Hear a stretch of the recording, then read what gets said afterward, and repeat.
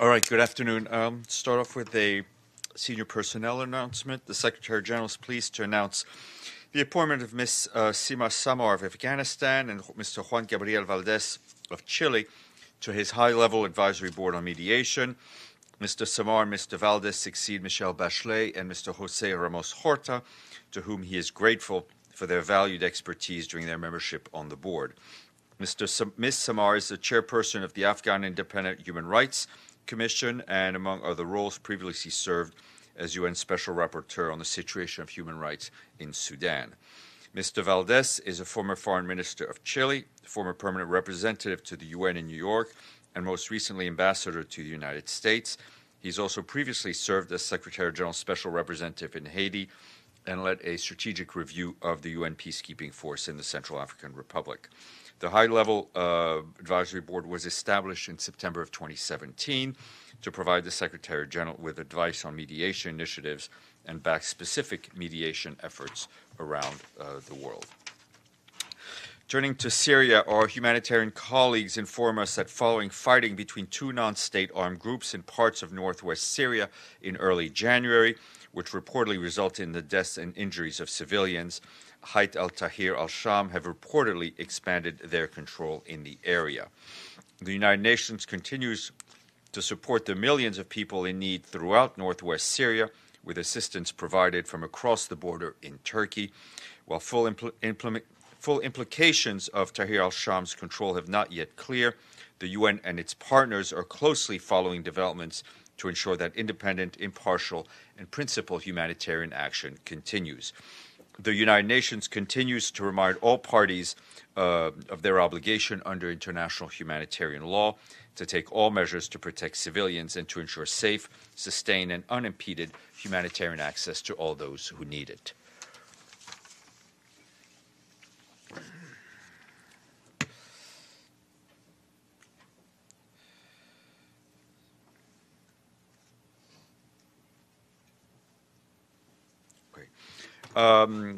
The High Commissioner for Human Rights, Michelle Bachelet, has expressed concern about credible reports of the use of excessive force, including live ammunition, by state security forces against protesters across Sudan over the past month. Demonstrations have taken place in cities across Sudan since 19 September 2018. The government says 24 people have died in the course of the protests. But according to the Office of the High Commissioner for Human Rights, other credible reports suggest death toll may be twice as high. Many others have been injured, while authorities said they have arrested more than 800 in connection with the demonstrations. In a statement today, Ms. Bachelet called on the Sudanese government to protect exercise by all people, regardless of the political affiliation, of their rights of freedom of expression and peaceful assembly. She also urged all sides to refrain from the use of violence. And turning to climate change, today Michael Bloomberg, the Secretary General Special Envoy for the Climate Action, announced the founding members of the Climate Finance Leadership Initiative will help facilitate the private financing objectives of the Paris Agreement. Mr. Bloomberg will work closely with the founding members of in their efforts to accelerate investments in clean energy and climate solutions around the world. The members of the initiative are Thomas Boubarel, the CEO of the French insurance company AXA, John Flint, CEO of HSBC Bank, Hiro Mizuno, Executive Managing Director and Chief Investment Officer of Japan's Pension Investment Fund, Goldman Sachs CEO David Solomon, and CEO of the Italian company Enel, Francesco Starace, and the CEO of Australia's investment firm Macquarie. And as we speak, more stuff. And as you will have seen, there was, I think, an attack in Colombia, and I can tell you that the United Nations in Colombia today strongly condemned the attack committed against the General Santander National Police Academy in Bogota, which left several fatalities and dozens injured. It is an unacceptable criminal act which goes against the efforts of the country is making to steer away from the violence and work of its people to build a more prosperous and peaceful future, the UN office in Colombia said. United Nations in Colombia expressed solidarity with the families and the victims of national police and wished a speedy recovery to all those who are injured in this criminal act. And of course, we join this condemnation of this attack. After we are done, you're done with me, we'll have Monica speak to you on behalf of the PGA. And as a reminder, there will be a headline act tomorrow here at noon, and that will be Antonio Guterres himself appearing in person in front of the press. Ms. Lederer. Thank you, Stéphane. Are there any additional details on this reported shooting incident involving General Kamert in Hodeida?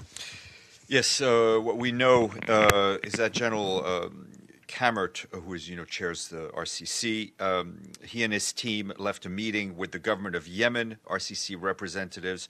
As they were leaving, one UN-marked armored vehicle sustained one round of small arms fire. The team returned to base without further incident. We do not have information as to the source of the fire. General Kamert and all members of the Secretariat team are safe. He has reiterated his appeal for calm and the strengthening of the ceasefire by all sides in the wider interest of all the people of Yemen. James. Follow-up question. Was General Kamert in an armoured vehicle? Were there armoured vehicles in the convoy? Was he wearing body armour? And are there now plans to change General Kamert's itinerary and his security arrangements? We're, for reasons you can understand, not going to comment on whatever security precautions we are taking or we may take further. I can assure you that General Kamert and his team have supplied with the strongest possible security measures the UN can supply. But it is important to add that all the parties in Yemen are also responsible for the safety of all UN personnel in Yemen. General Kamert, his team, all our humanitarian colleagues, all of them have a responsibility to ensure his safety. Mr. Havni. Hello. Two questions. First, does the UN have any comment on yesterday's attack in Manbij, Syria? Any comment on the terrorist attack? No specific comment. We obviously very much regret the loss of life, but we have no other comment. Yeah. Any plans to include that in the itinerary of the new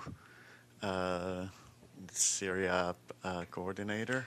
I'm not aware that Mr. Peterson will be going to Manbij anytime soon. As you know, he was in Syria for very serious and I think very fruitful talks with the Syrian government. He's continuing a regional tour. Second question is about the use of this room. Since this is a room that is UN facility and is made for the purpose of press use.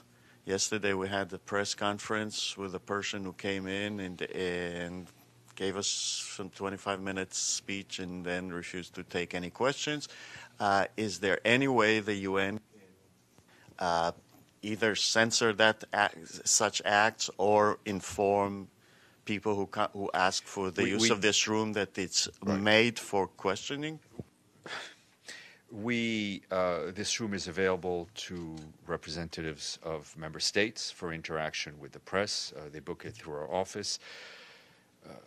Censor is something we do not do with member states. We will, however, remind all of those who book the room and that the tradition in this room is to speak and then take questions, and we very much hope that they respect that tradition. Tradition. No, that it's made for interaction with the press? Yes, I did take questions, yes. Yes. Richard Roth, that's why I recognize you. Yes, sorry. Thanks, Fred.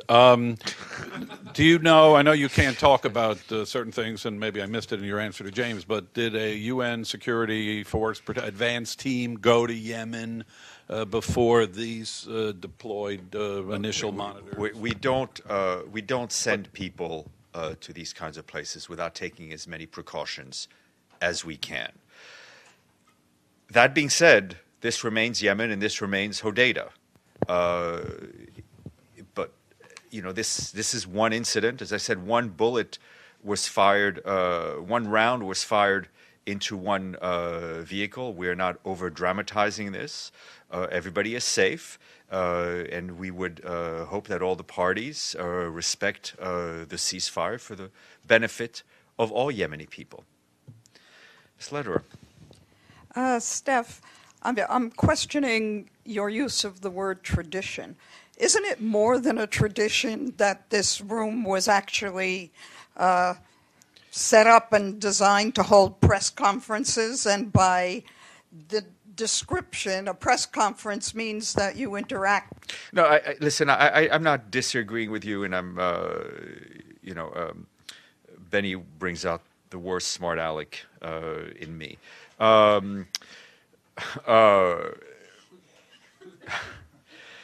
We were not, let me just put it this way. We were not told in advance that there would be no question and answers. I would assume, I go under the assumption that people book a press briefing room. There's a question and answer. We will remind all those who book as to the use of this room and what is expected in this room. Thank you, Stéphane. Budget shortfall on the UN regular budget. You sometimes mention the urgency of the UN, the budget shortfall. So why such a situation happened? So $2 billion for PKO and more than $500 million for the regular budget. Regarding this shortfall, and the day before yesterday, the Secretary General mentioned he will be making proposal to GA in addressing this problem. When and what kind of proposal will the Secretary General will do to the GA? Sure. I will let, this sounds like a perfect question to ask him tomorrow. I will let him talk about the kinds of proposals and his vision going forward. I will just say in very broad terms, there are a couple of issues that we're facing. One is the increasingly late payment by member states. We had, I think we had in 2018, we had more countries pay to the regular budget, but there was an issue of late payment, which has an impact on the cash flow. There are also some structural issues concerning recosting and increasing mandates outside of the PKO budget, which are not financed. So there are all sorts of structural issues that the Secretary General will want to address with member states, and as he said, he will put proposals forward. For the Secretariat's part, we have done quite a lot of cost cutting, whether in terms of things that we can control. But there is always been there is this increased issue of the shortfall that we have to deal with. Yes, sir. Stéphane, yes, thank you. Just to confirm, did you say it was an armoured vehicle that sustained the one round of small arms fire? I think you said in one sentence armoured vehicle, and the other one you said vehicle, armoured. Yeah. Thank you. I mean, I think all of us can kind of imagine what sort of vehicle one would want to drive in as they're driving through Hodeidah. Yes, sir. The Security Council voted yesterday to send more monitors to Yemen. Given what happened with the general's convoys, the Secretary General, that this might be a sign of more bad things to come? No, again, I think we don't want to over-dramatize one incident. The Security Council passed the resolution sending monitors in. We will operationalize that as quickly as possible. We are dealing with a highly volatile environment in Hodeidah. These things are going to happen. So this was an incident. We're glad that everybody is safe, but we are just taking it as an incident, and these things may very well happen. Madame. Thanks, Steph. To switch gears, I wanted to ask you about Burkina Faso. I'm not sure if you heard, but there was a Canadian who was kidnapped on Tuesday by armed gunmen who's turned up dead. The second Canadian to go missing in the last couple of weeks. And I know that the Secretary General put out a release, a statement a few weeks ago, talking about the deteriorating security situation in Burkina Faso and saying that the UN is ready to support Burkina Faso in its efforts to fight terrorism, sustain security sector reforms. And I'm wondering if you have heard of what just happened and what the UN is doing and what you have heard about the deteriorating security situation. No, unfortunately, I had not heard of this particular case. The UN country team in Burkina Faso is and will continue to work with the government in line with what the Secretary General asked for, and we obviously condemn and are saddened by the loss of life. Mr. Bays. The new Syria Special Envoy has concluded his first trip to Damascus. Perhaps understandably, there are not that many public statements, but there have been tweets from the Special Envoy's Twitter account. And they make no mention of the Constitutional Committee, which under the previous Special Envoy was all he was focusing on. Can we ask the question, is the Constitutional Committee still the main priority for the new Special Envoy? No, listen, I think this is a getting engaged tour for Mr. Peterson. He is listening to the parties. He's briefing them. I would not. The UN's roadmap remains the same, and it's the one established by the Security Council.